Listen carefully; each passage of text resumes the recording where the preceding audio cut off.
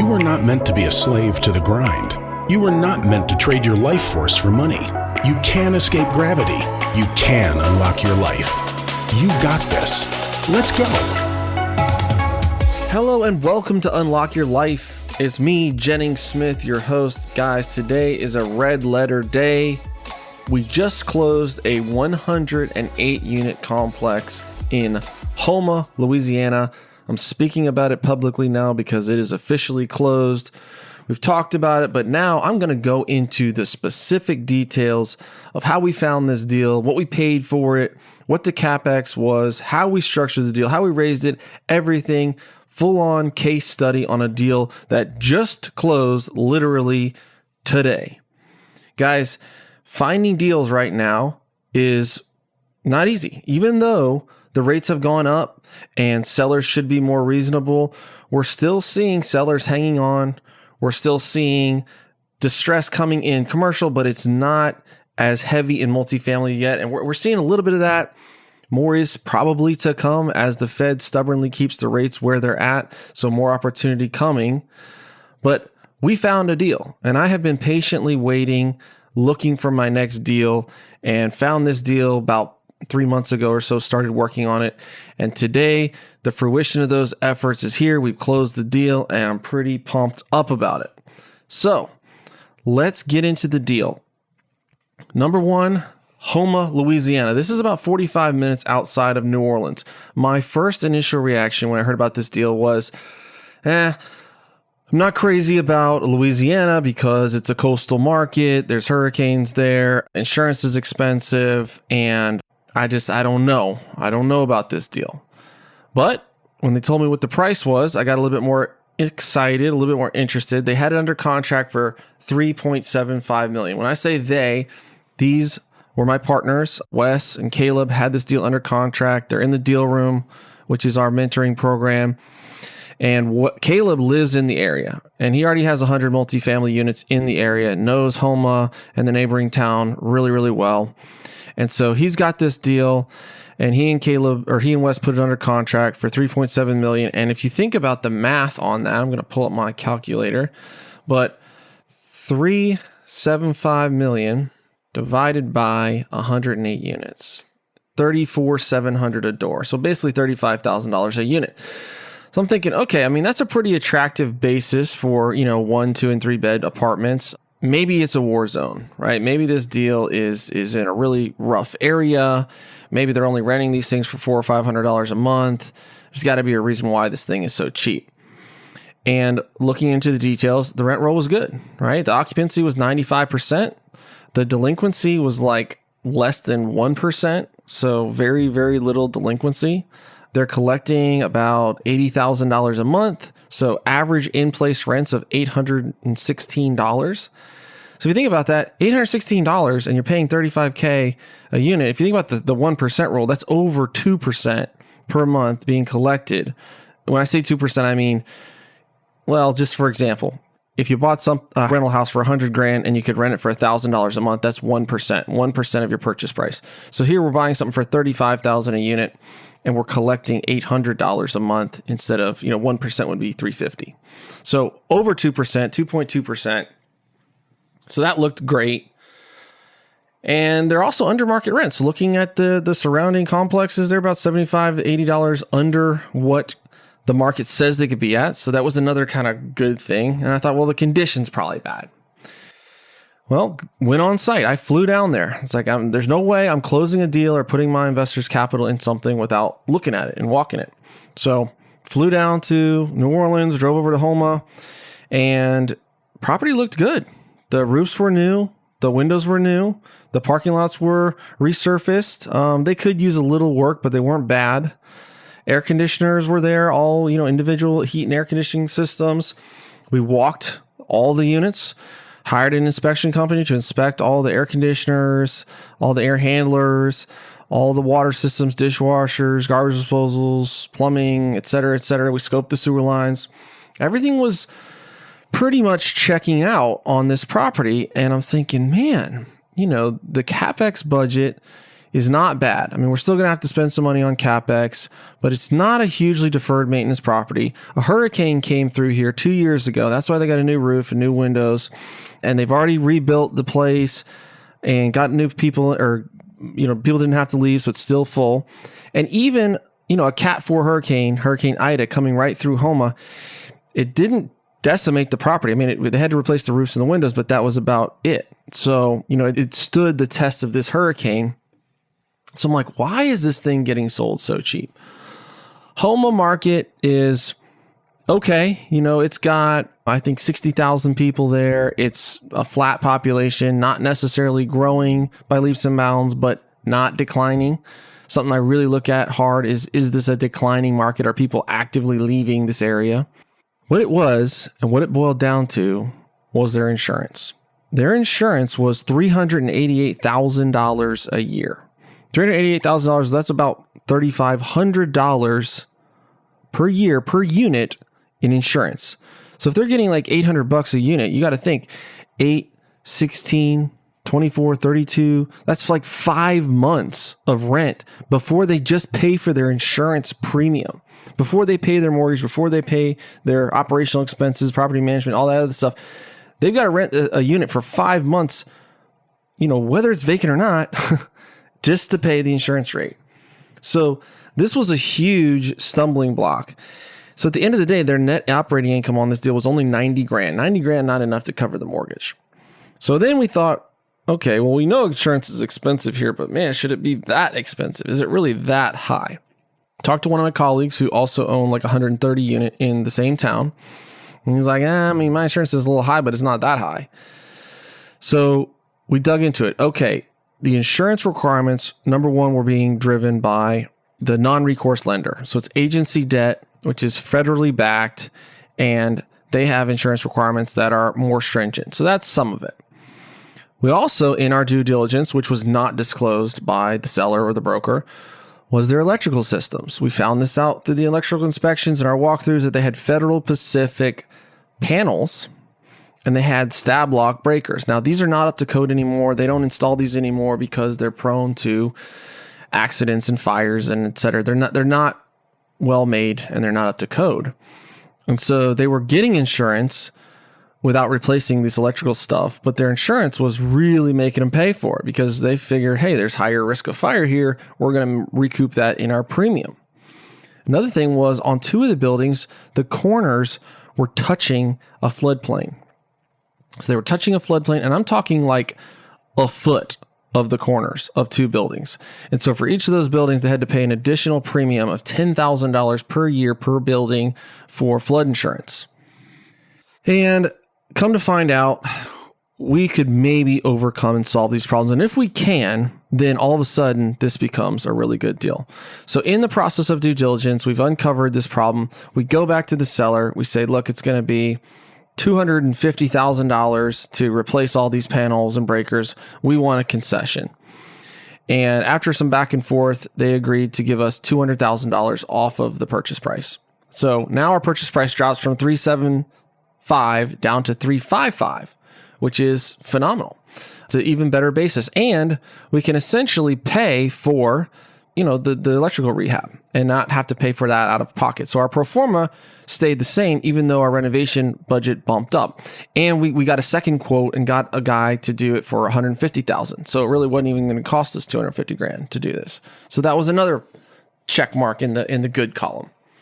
Secondly, we went to a local bank. They were at the end of their term with this non-recourse lender, and so we did not want to assume that loan. We wanted to put new debt on the property. We went to a lender, and they offered us really, really, really pretty good loan. The rate was 8%, which is high, but they offered us 80% leverage, and they financed 100% of the CapEx budget.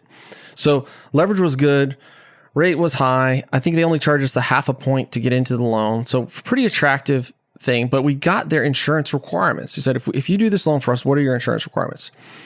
Got those requirements, and we quoted that out to the insurance companies.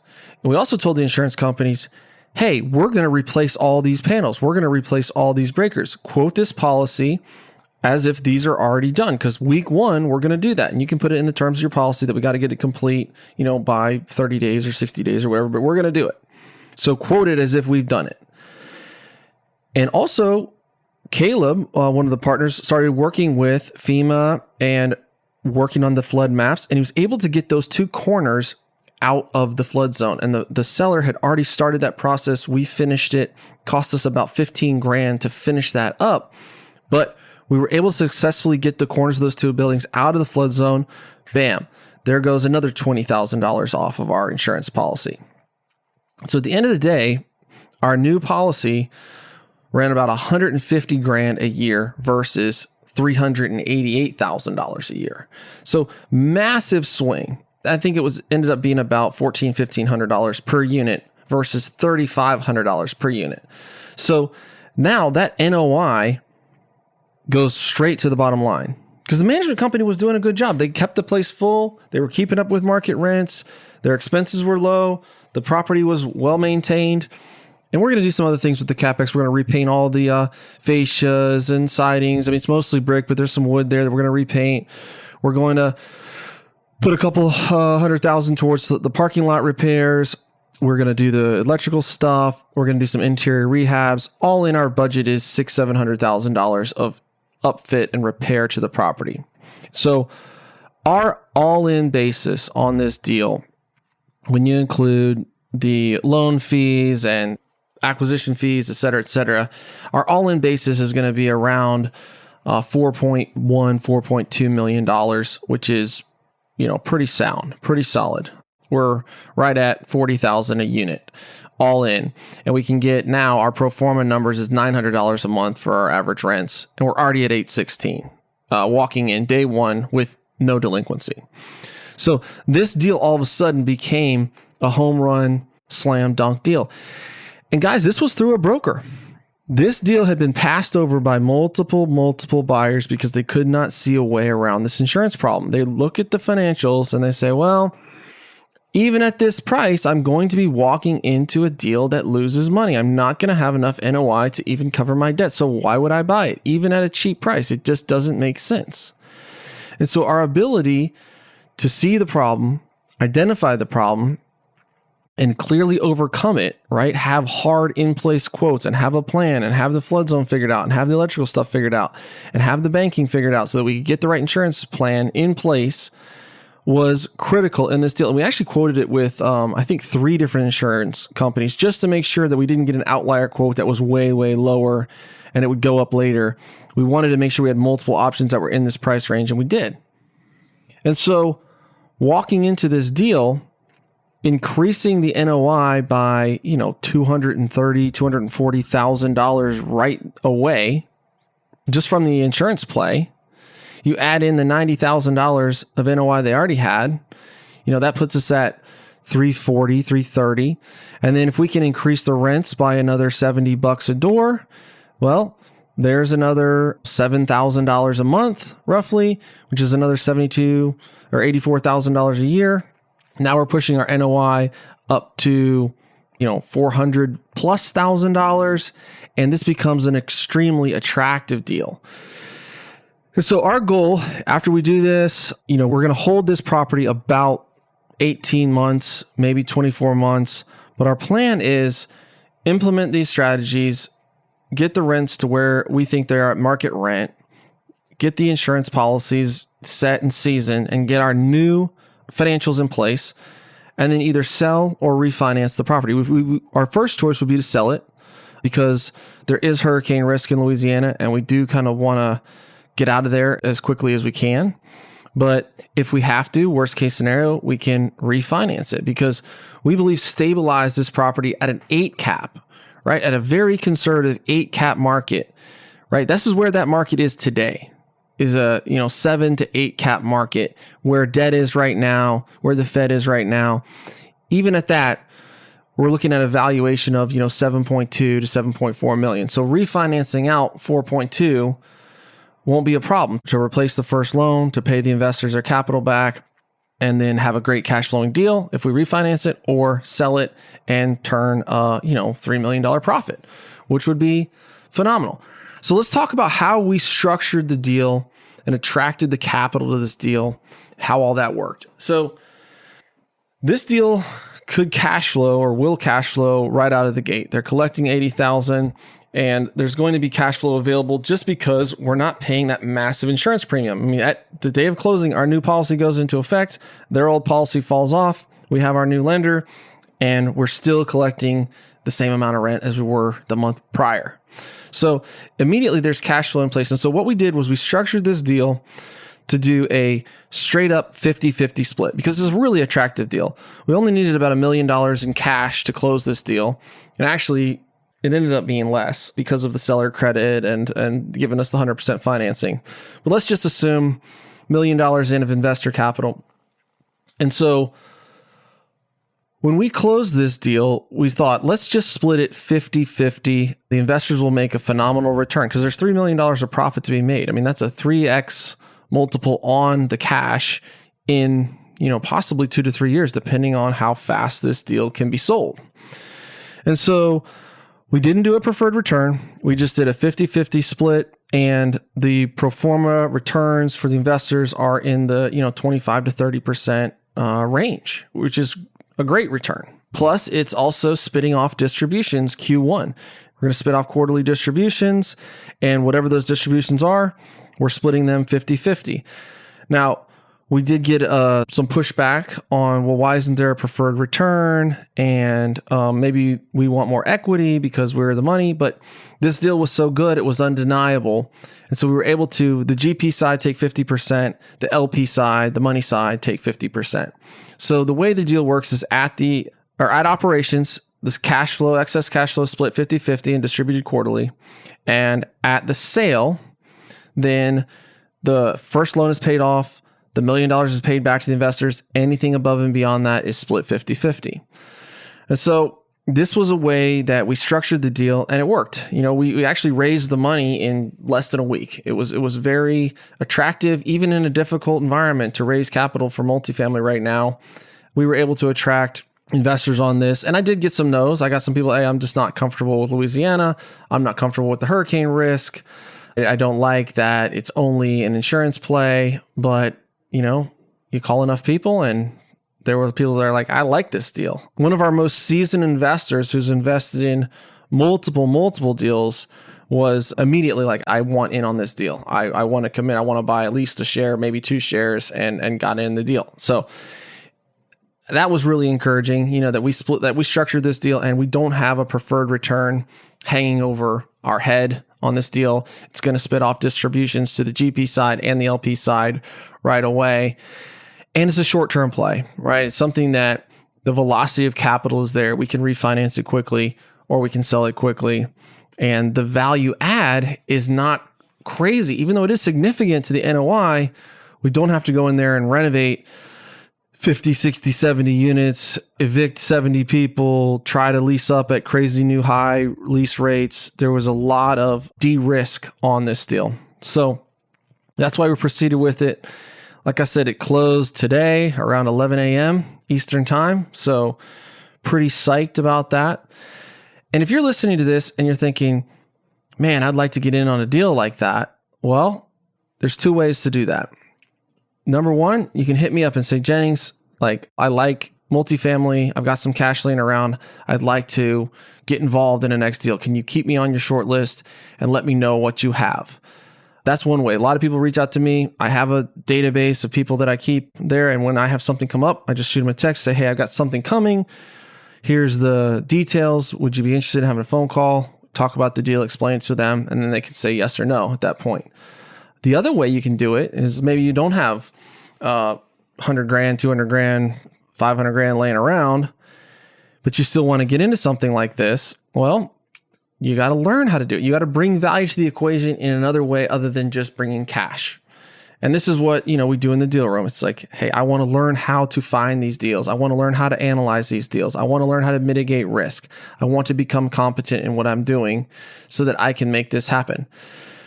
Because the gentleman that found this deal, he got his loan sponsor through the deal room. He got his operational partner through the deal room. He got his cash and capital for his down payment through the deal room. And he brought some local relationships with the bank and the property management and insurance, and he brought mega value to that deal. And so we all were able to participate in that deal, and it's a win for everybody. So I wanted to tell you the story, give you the breakdown of our latest acquisition, 108 units in Houma, Louisiana, Quail Court Apartments. If you want to Google it and look it up.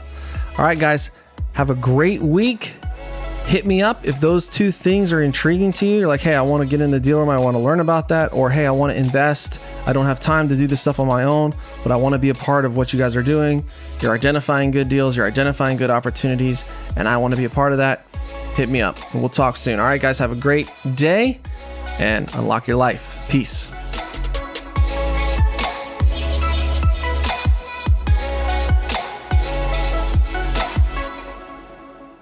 This is thepodcastfactory.com.